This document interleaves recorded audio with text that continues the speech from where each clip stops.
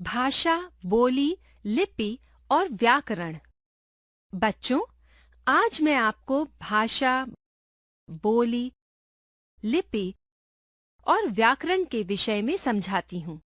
आइए, सबसे पहले हम भाषा के विषय में चर्चा करते हैं। इन चित्रों को ध्यान से देखिए।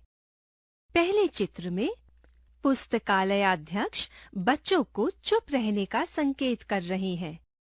दूसरे चित्र में गार्ड चालक को हरी झंडी दिखाकर रेलगाड़ी चलाने का संकेत दे रहा है। बच्चों, संकेतों द्वारा मन के भाव एक सीमा तक समझाए जा सकते हैं, परंतु ये भाषा का रूप नहीं है। अब इन चित्रों को देखिए।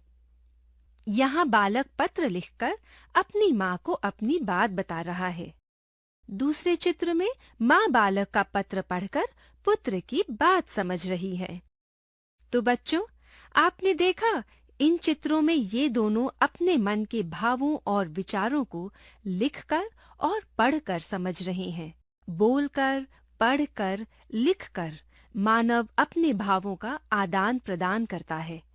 इस प्रकार हम कह सकते हैं कि भाषा वो माध्यम है जिसके द्वारा मन के भावों और विचारों को प्रकट किया जाता है और दूसरे के भावों और विचारों को जाना जाता है।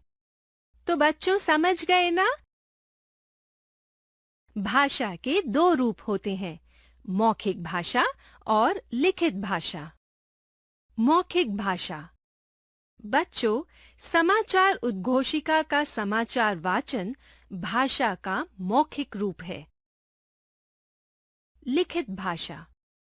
इस चित्र में पीयूष मसूरी यात्रा का वर्णन कर रहा है। यह भाषा का लिखित रूप है। बच्चों, आप सब जानते हैं, हिंदी भारत की राष्ट्रभाषा है। भारत के प्रत्येक क्षेत्र में बोली और समझी जाती है। आज विश्व की सबसे अधिक बोली जाने वाली भाषाओं में हिंदी का दूसरा स्थान है।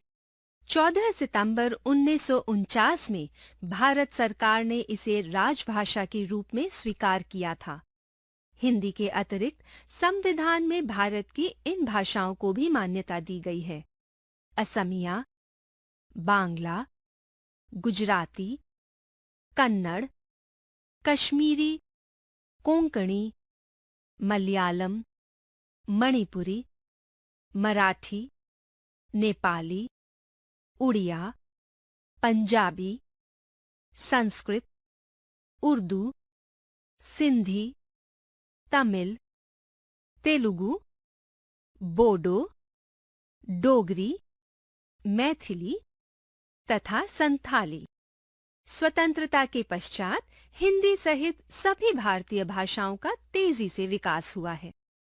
समझ गए बच्चों? चलिए बच्चों, अब हम उपभाषा और बोली के बारे में समझते हैं। उपभाषा। उपभाषा किसी भाषा के सीमित क्षेत्र में बोली जाती है।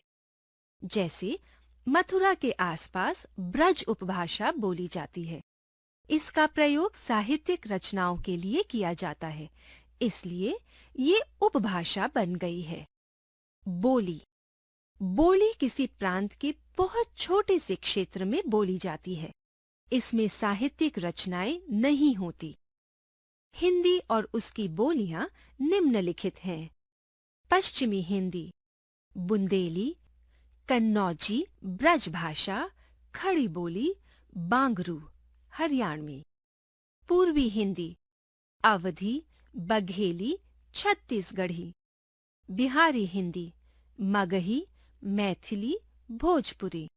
पहाड़ी हिंदी, कुल्लुई। मंडियाली, गढ़वाली, कुमाऊनी। राजस्थानी हिंदी, जयपुरी, निमाड़ी, मालवी, मारवाड़ी, भीली। चलिए बच्चों, अब हम लिपि के बारे में समझते हैं। लिपि। बच्चों, भाषा के लिखित रूप के लिए कुछ चिन्ह बनाए गए हैं, जिनके माध्यम से भाषा लिखी जाती है।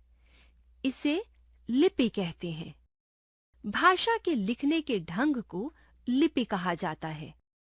विश्व की समस्त भाषाओं की अपनी अपनी लिपि है। आइए कुछ भाषाओं की लिपियों को जानें। भाषा, लिपि, प्रयोग। हिंदी देवनागरी, संस्कृत देवनागरी, पंजाबी गुरमुखी, अंग्रेजी रोमन। समझ गए बच्चों? व्याकरण। बच्चों, भाषा और व्याकरण का आपस में गहरा संबंध होता है। व्याकरण हमें भाषा के शुद्ध रूप का ज्ञान कराता है। तो व्याकरण वह शास्त्र है जिसके द्वारा हम किसी भाषा को शुद्ध रूप से बोलना, लिखना तथा पढ़ना सीखते हैं। जैसे खरगोश को काटकर गाजर खिलाओ। बच्चों, यह वाक्य अशुद्ध है। इसका शुद्ध रूप होगा गाजर काटकर खरगोश को खिलाओ।